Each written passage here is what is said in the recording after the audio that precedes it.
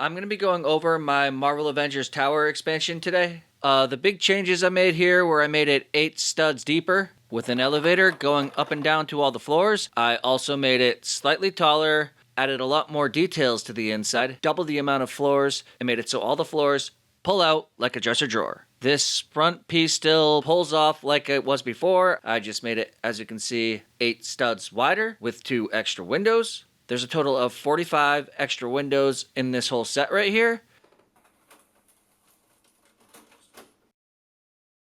This was the first build of mine that I used Bricklink Studio to design my modifications before the set's release. While I no longer have the project file, what I did was use these images to digitally recreate the build as accurately as possible. The stock tower looked amazing from the outside, but the interior left a lot to be desired. The floors were too high, wasting a lot of space. I wanted to double them up, as this bridge section shows.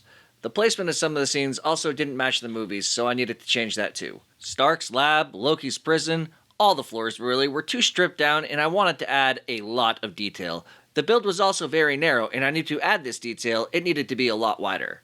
Before I expanded the city outward and moved the underground layer here, there used to be up on this back shelf a little bit higher up. So this tower used to be hitting the top of this ceiling right here, but now that I pulled it out and there's a little extra space to go higher, I'm going to do an update video where I take this section right here between the angles of the build and make it taller so that it will split it into 2 floors, one being a complete landing pad all the way back for a full-size Quinjet instead of this little tiny one, and another above it being the bottom part of the Tony Stark penthouse, which we'll see later in the video. I am also going to light this whole thing as the first in a series to light this entire city. My brother got me this light kit over Christmas, so I will be adding that along with the extension of the tower. I'm hiding off this side over here because I have 2 huge projects coming up in the future that I am working on. One is going to be a 14,000 piece detailed Oscorp tower that is going to be this tall. Anyways, let's get back to the Avengers Tower. As you can see, I put it right behind my subway station. That's because in the movies, the tower is located behind Grand Central Station. Now let's take a look at all sides of the tower. First, we have the side you would see when you are looking into the city. Next, we have the front, street-facing side. Even with the panel still on, you can see how much more active the interior is. Now, the window-facing side. Here's a good look at where I extended the bottom story before the panel starts. This is a good 5 bricks higher now, with the doors moved lower and the arches used to give some space for the sidewalk. And the rear side of the tower. Here you can see the elevator shaft in its entirety. It uses a similar design to my Daily Bugle elevator, and it can be manually moved from floor to floor. Here's a look at the inside of the tower with all the floors removed. With this view, you can get a full look at the elevator shaft from the inside, each of these doors being a floor it stops on. The elevator shaft also serves as essential support for the tower. I really wish we had a specialized dual sliding door piece specifically for elevators, but these are on a pick-a-brick wall and they do the job. I'm going to finish putting arrow tiles on the doors like this, I just need to get some more of them. Since the rear sides are curved panels, I kept the floors from the elevator shaft back fixed to the build.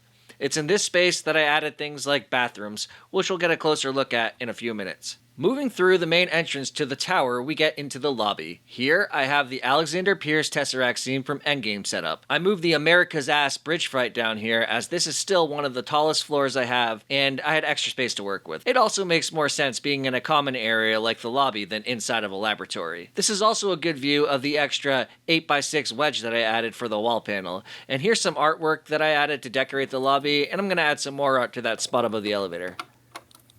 I used 2 of the ramp pieces that come with the road plates as removable walls here. They snap off to reveal what will be men's and women's bathrooms. I'll have those built in my update video as well. They can be accessed by heading down this staircase from the lobby and through side doors. I'll pop these panels back on.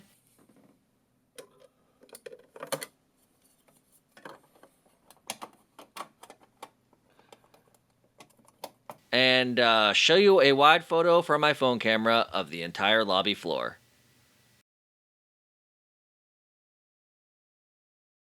Before I slide in the next floor, here's a closer look at my rail system. Every 2 sets of windows, or 6 bricks in height, I added a 2-wide plate with tiles on the inside, followed by 1 or 2 more 1-wide plates, then the next set of windows. I used these as my tiles again because they were on a pick-a-brick wall. Each floor is a different length, adjusting for the angle of the tower. Here's a look at those bathrooms I was talking about. Not very private, I know. And the other floor area is still fixed to the tower. And over here, we have the back portion of the office to Dunder Mifflin's Michael Scott. The company has been really successful and moved into the lower floors of the Avengers Tower. They'll likely move again into the second of the towers that I've been working on. There's Pam at reception, the accounting team, Jim and Dwight in sales, and Meredith over there in the corner. On the floor above them, we have Daryl with his takeout menu, a S.H.I.E.L.D. agent on a break playing foosball, and Pepper Potts leading a meeting in the conference room attended by Ryan, Kelly, Angela, and Creed. So let's slide the second floor of Dunder Mifflin in, and you can get a full view of the conference room with the TV and poster behind it. Here's another look at how the floors stagger inward as they move up levels. Each floor being 1 stud less than the other floor. Since I added some height to the tower, the angle of the panel is a little bit steeper than it was before. Every single one of these angles had to be manually adjusted and tinkered with to figure out what works. I also made sure to make as many of the walls go out vertically as much as possible because you run into issues in horizontal walls with it getting stuck on the floor above it. And once again, here's a look at the overall floor plan of both of these floors from the view of my tiny phone camera. Moving on to the next floor, we have Tony Stark's workshop. While waiting for the Avengers Tower release, the now retired Iron Man Armory set was on sale for 40 or 60% off. So I bought one and built this entire floor using mostly parts from it. I then finished it up when I got the tower. I studied the sets in Age of Ultron when building this floor, and the one above it, to match the film as closely as possible. So we have Ultron being built in the center, and around the perimeter of this floor we have various Iron Man suits. And I think War Machine is hiding in here too right now. The suit container walls are connected with these hinges that curve in, and the design is made in a way that allows for them to push into the back curved sides of the floor behind the elevator shaft. Once slid into place, the front support lines up with the tiles on the side, and the armory slides in just below it. Above this floor, we have the lab where Banner and Stark were working on Ultron. Helen Cho is also working on this floor. And Fury is sitting in Banner's office since Banner is in Hulk form right now. And we have some other S.H.I.E.L.D. tech here in the corner. This floor makes use of ramps and tiered levels just as the location is in the actual movie.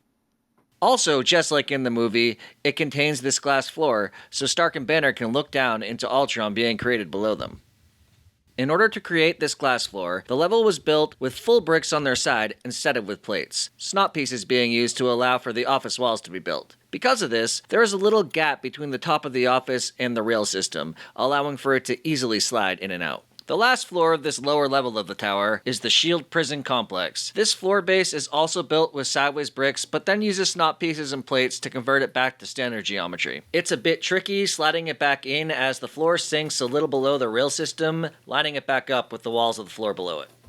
The elevator door here is smaller to add more space for the rooms, and I once again made use of the clear panels for a transparent glass hallway floor. On one side, we have a superpower containment room, and on the other, through this barred door, we have a spiral industrial staircase leading up to Loki's prison. Again, I changed this to be more in line with the look of the movie, even though in the movie this did not technically take place in the tower. Kevin Feige, not Loki, is currently imprisoned, and he is going to stay there, so he cannot ruin the MCU any more than he already has these last few years.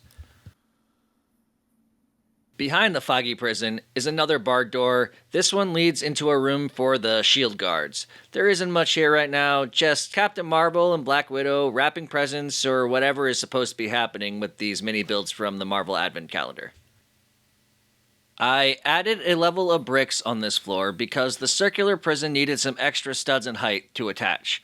To make the gray detailing connect, I had to push the hinges out one stud, giving them some extra height and rotation ability. This unorthodox connection here allows for the rest of this section to connect to both sides of the tower exactly as it does in the original build. The landing pad segment is fixed to the rest of the tower. It is similarly built like the original, but much bigger. I just used whatever plates I had to reinforce the floor, making it as sturdy as possible. I stretched the bendable curves at the end with some candle pieces to make them compatible with the extra width, and as you see from this shot, I can shake this thing pretty hard. It's very sturdy and not going anywhere. Before I move this tower to the floor to show you the top section, here's an exterior look at where each floor separates. The height of the gaps vary floor to floor, and this is done to best incorporate whatever that floor's particular interior requires. Outside of this one gap, which I will fill in for the update video, all of the changes to the exterior are fairly minor, and I think they blend in pretty well. Another little change to the side exterior is that the top balcony now has door access.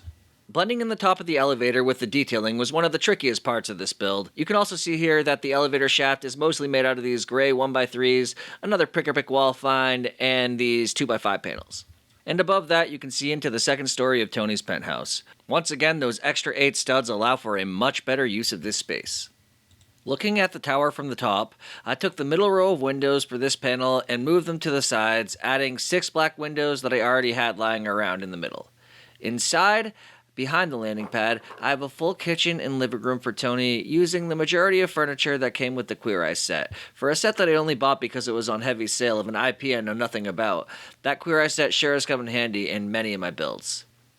I moved the Loki smash scene to the landing pad section. Not only does it have more space here, it also more closely fits the location of the scene in the movie. The curved panel above is extended by 8 studs on the back and the front to fit the new size. Nothing is changed vertically, so it still bends and fits as it did before. And I placed the out-of-order elevator door tiles on the floor here because, as I said before, I like keeping stickers on their intended tiles, even if I don't use the tile for its intended purpose. This top wall similarly folds open as it originally did, but is also extended by 8 studs using whatever pieces I had.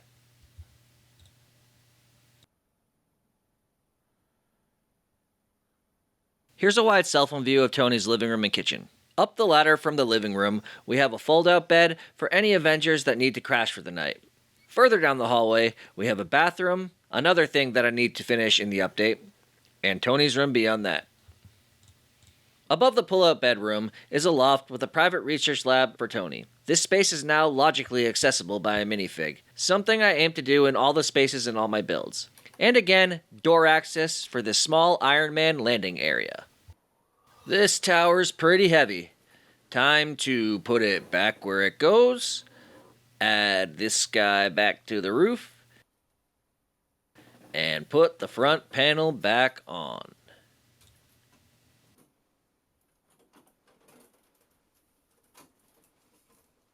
That's it for the Avengers Tower for now. Next up will be the subway station.